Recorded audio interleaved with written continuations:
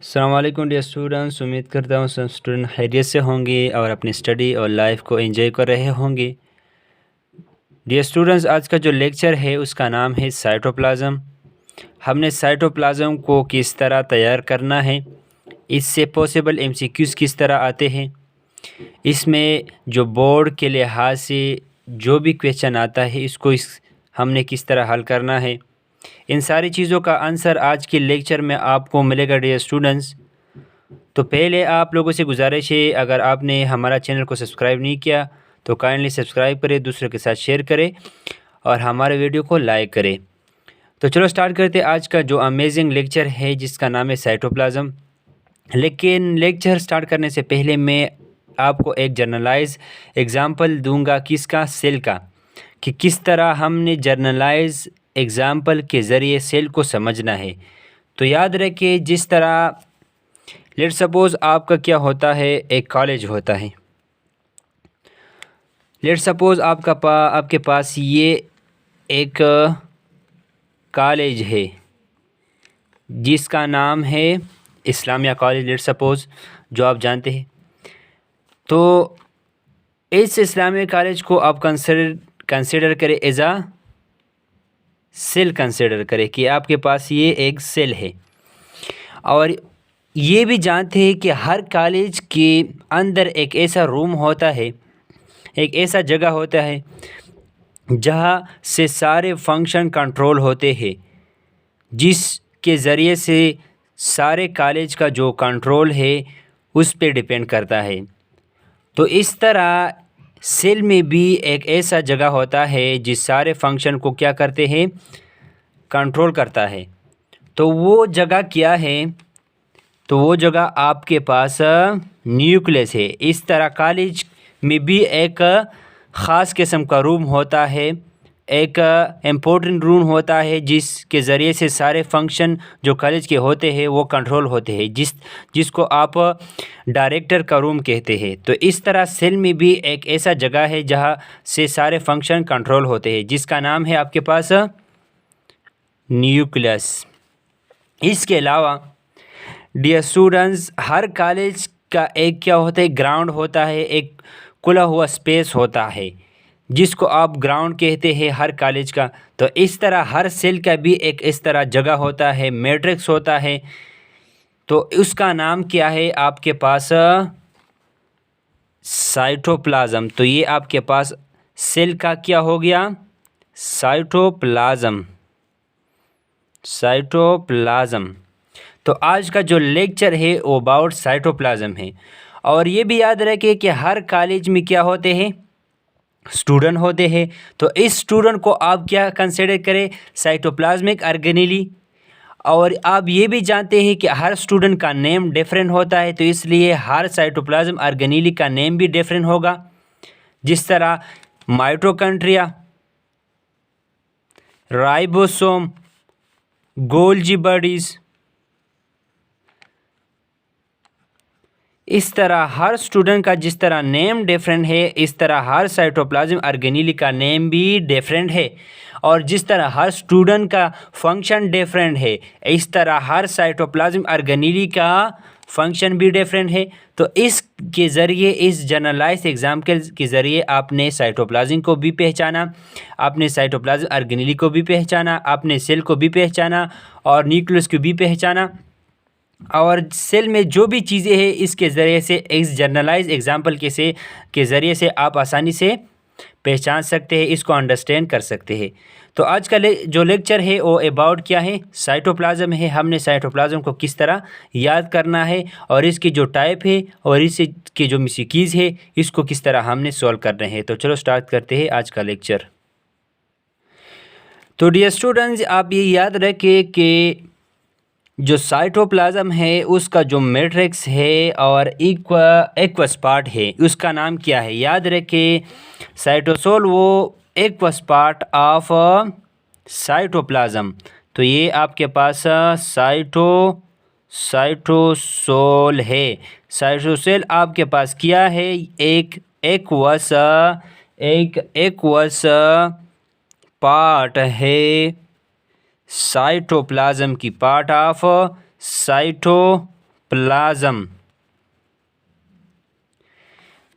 तो साइटोसोल को भी आपने अंडरस्टैंड किया। इसको साइटोसोल का दूसरा नाम ये भी है कि मैट्रिक्स भी साइटोसोल को कह सकते हैं। तो सोलेबल पार्ट भी आप कह सकते हैं। Soluble part of cytoplasm is called cytosol और मैट्रिक्स। तो ये आपके MCQs हो गए कि साइटोसोल क्या है और मैट्रिक्स क्या है। इसको आपने किस तरह डिफ़ाइन करना ये भी आपने सीखा इस लेक्चर में। अब आते हैं डियर स्टूडेंट्स, साइटोप्लाज्म की जो टाइप है, याद रखिए साइटोप्लाज्म की मेन 2 टाइप आपके पास आते हैं। जो फर्स्ट आपके पास है वो है आपके पास ectoplasm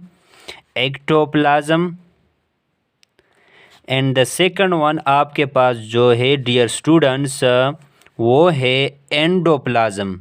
what is ectoplasm and what is endoplasm, इसको हमने किस तरह डिफ्रेंशिएट करना है। तो चलो स्टार्ट करते हैं। एक्टोप्लाज्म और एंडोप्लाज्म साइटोप्लाज्म के जो 2 टाइप है।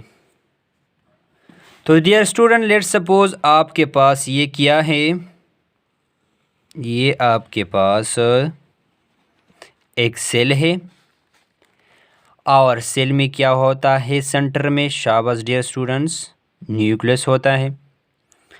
याद रखिए इस जगह को आप क्या कहते हैं, साइटोप्लाज्म। इस जगह को साइटोप्लाज्म कहते हैं। तो याद रखिए साइटोप्लाज्म आपके पास 2 टाइप है, मेनली साइटोप्लाज्म के 2 टाइप है। इस जगह को आप क्या कहते हैं, इस जगह को याद रखिए क्या, इस जगह को आप क्या कहते हैं, ये आउटर मोस्ट जो जगह है इसको आप क्या कहते हैं डियर स्टूडेंट्स,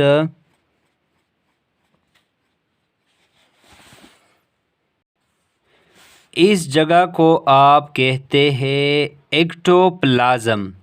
ये आउटर मोस्ट जो जगह है साइटोप्लाज्म का, उसका नाम क्या है डियर स्टूडेंट्स, एक्टोप्लाज्म।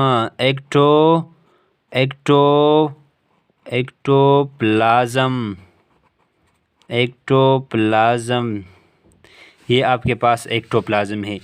और जो ये जगह है, ये जो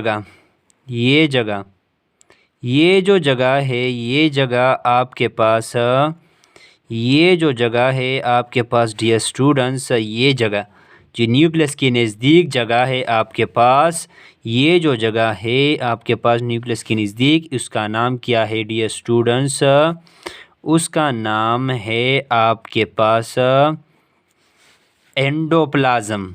एंडो का मतलब है जो इनसाइड हो, तो इनसाइड है, न्यूक्लियस के नज़दीक है, तो उसका नाम क्या होगा, एंडोप्लाज्म। अब इसमें कुछ पॉइंट है कि व्हाट डिफ्रेंशिएट किस तरह करना है एंडोप्लाज्म और एक्टोप्लाज्म में।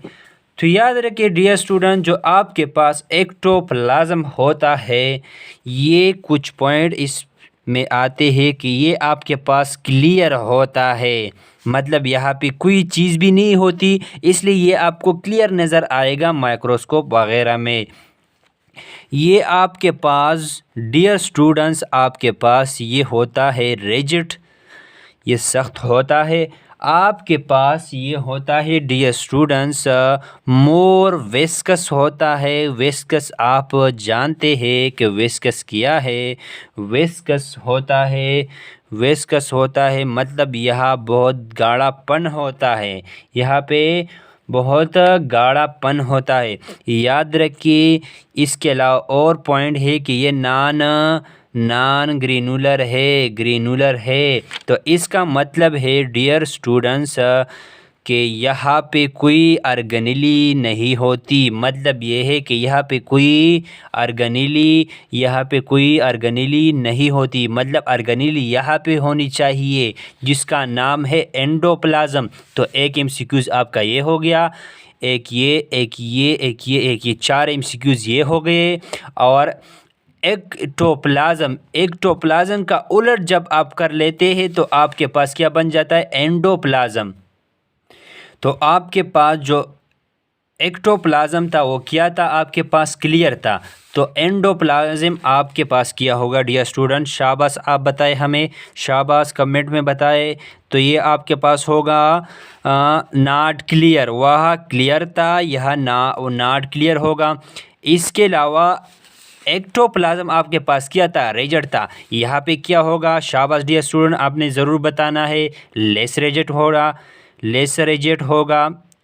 ये एमसीक्यूज आपने याद रखने हैं, बहुत ही इंपॉर्टेंट है। यहाँ पे डियर स्टूडेंट्स मोर विस्कस था, तो यहाँ पे इसका उलट होगा। एक को याद करें, दूसरा खुद ब खुद याद हो जाता है dear students. Less viscous, viscous, less viscous.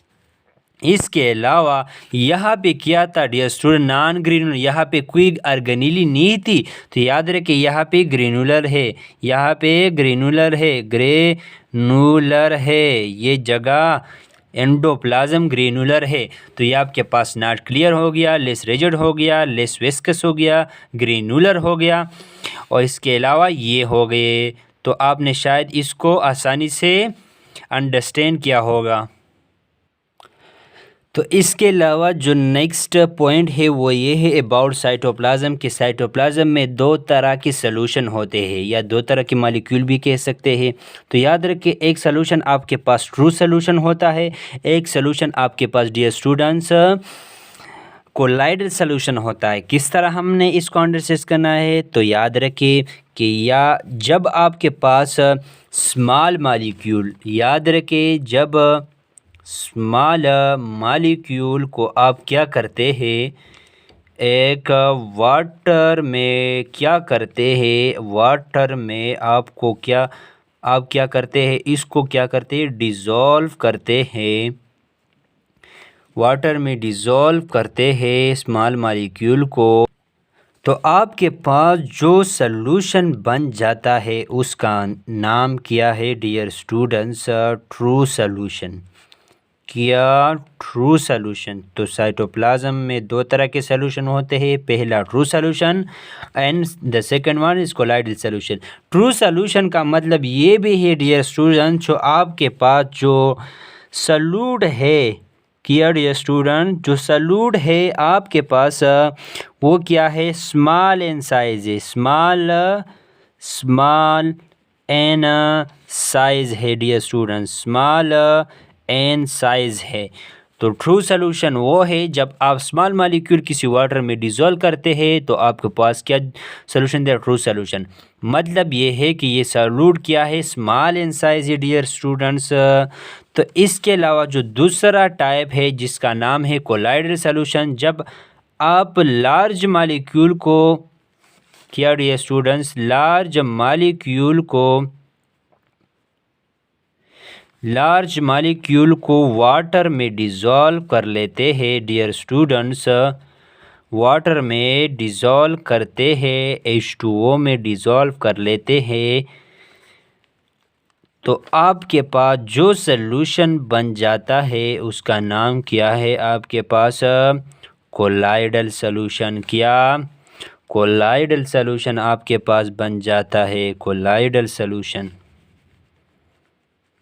आपके पास कोलाइडल सॉल्यूशन बन जाता है। इसका मतलब ये है कि ये जो सॉल्यूट है, जो ये सॉल्यूट है, सॉल्यूट जो है ये लार्ज इन साइज है।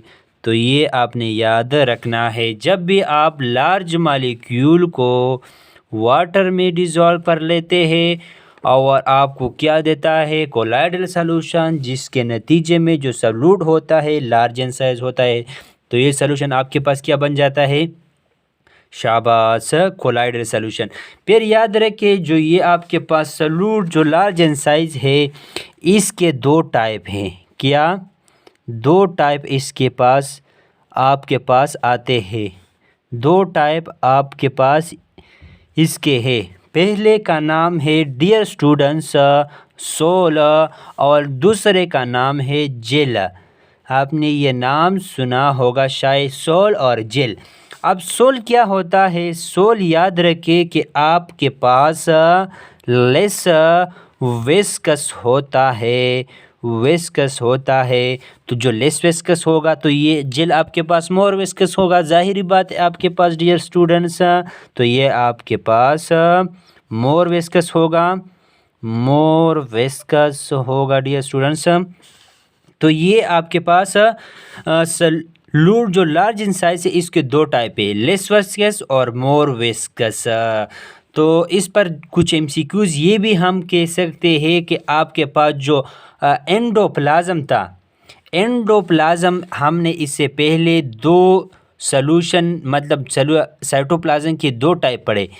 एक का नाम था एंडोप्लाज्म, एंडोप्लाज्म, दूसरे का नाम था एक्टोप्लाज्म, एक्टोप्लाज्म। जो एंडोप्लाज्म था वो आपके पास क्या था? वो आपके पास लेस विस्कस था, विस्कस था। और जो एक्टोप्लाज्म था वो मोर विस्कस था।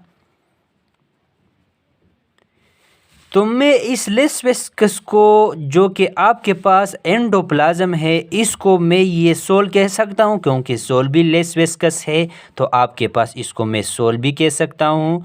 एक और कम्पिटिटिव एमसीक्यूज आपका हो गया। और एक्टोप्लाज्म को मैं मोर विस्कस जो है इसको मैं ये सोल के जेल कह सकता हूँ क्योंकि आपके पास जेल आपके पास क्या है डियर स्टूडेंट्स? More viscous. तो इसको मैं क्या कह सकता हूँ?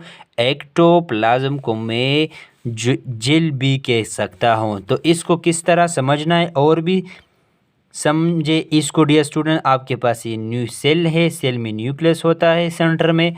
इस पार्ट को क्या कहते हैं डियर स्टूडेंट? शाबाश। इस पार्ट को आप क्या कहते हैं? Ectoplasm, ectoplasm. और एक्टोप्लाज्म को आप जेल भी कह सकते। तो याद रखें ये आपके पास जेल भी है, ये आपके पास जेल हो गया। और ये रीजन, ये रीजन आपके पास डियर स्टूडेंट्स, ये रीजन आपके पास सोल हो गया। तो कुछ एमसीक्यूज इसमें है, इसको डिस्कस करते हैं। फर्स्ट एमसीक्यूज आपके पास ये है कि एंडोप्लाज्म आपके पास क्या होता है? Less viscous. एक एमसीक्यूज ये हो गया। दूसरा एमसीक्यूज ये है कि एंडोप्लाज्म को क्या कहते हैं? हम सोल भी कहते हैं, दूसरा एमसीक्यूज। तीसरा एमसीक्यूज ये है कि एक्टोप्लाज्म आपके पास क्या है? मोर विस्कस है। और चौथा एमसीक्यूज आपके पास है कि एक्टोप्लाज्म को हम क्या कहते हैं? जेल भी कह सकते हैं। एक्टोप्लाज्म को हम जेल भी कहते हैं डियर स्टूडेंट्स। याद रखें इसके अलावा कि कोलाइडल सॉल्यूशन क्या है। एक एमसीक्यूज ये आपका हो गया और ट्रू सॉल्यूशन ये हो गया। और इसके अलावा ये भी आपके पास एमसीक्यूज है कि साइटोप्लाज्म में कितने मॉलिक्यूल होते हैं या साइटोप्लाज्म में के जो सॉल्यूशन है उसकी कितने टाइप है। तो साइटोप्लाज्म की जो सॉल्यूशन है उसकी कितने टाइप है डियर स्टूडेंट्स? शाबाश। एक आपके पास क्या है? ट्रू सॉल्यूशन और कोलाइडल सॉल्यूशन। ये आपके पास एमसीक्यूज हो गए। इसके अलावा डियर स्टूडेंट्स सोल क्या होता है और मैट्रिक्स क्या होता है? ये एक एमसीक्यूज ये होता है कि हो गया। आपसे कोई पूछ सकता है कि सोलेबल पार्ट ऑफ साइटोप्लाज्म या एक्वस पार्ट ऑफ साइटोप्लाज्म, तो ये एक एमसीक्यूज आपके पास ये हो गया। इसके अलावा 4 एमसीक्यूज ये हो गए और 4 एमसीक्यूज ये हो गए।